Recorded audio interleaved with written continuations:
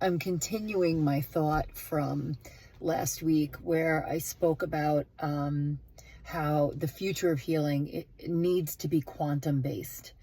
And so the first thing we need to define is, and I also kind of made exception to the fact that quantum is the new watchword, although many things that are using that word are using it in terms of like emphasis. You can make a quantum leap more than actually employing quantum mechanics. So I wanted to just go over the three principles of quantum mechanics as I understand them. I am the last thing compared to a scientist, but I do believe that like a holistic understanding shows you how they don't just fit into healing, but they fit into today's kind of transition from this purely material world where we have to make the bridge for ourselves to the next introspective and God-driven world.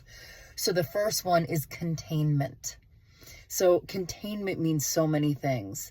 It means creating a safe container for yourself. It means the particles literally being encapsulated within a container. It means the container that we provide for our loved ones. It includes the container that we provide for our community at the vibrational arc. Building a container, I'm sure you've heard that before. It really means making a sacred boundary of space that provides protection. It provides protection for, let's say, the things that are circulating within the center of containment. So it is a healthy denomination and separation. And then that's followed by the principle of entanglement. So entanglement is the relationship of how things can occur in one place and quite literally have an effect in another place. It's not affected by time and or space. Entanglement also for me means how we really are all interconnected, kind of the 5 degrees of separation model. So you've got entanglement and containment. And then the last part is the holographic nature of quantum physics, meaning that one small tiny facet is a microcosm and makes up the entire thing. Maybe you remember those portraits where if you look really, really close, believe the artist's name was Chuck Close. And if you looked really closely, the whole portrait, with its shading and gradation, was made up of almost a mosaic of tiny, smaller portraits.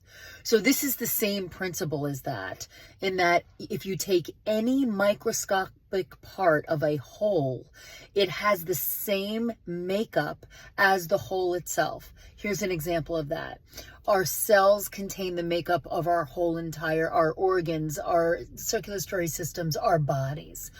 We make up one of our tiny little thread in the tapestry of life. And, think of those whose lives you touch and whose lives they touch, and so on and so on.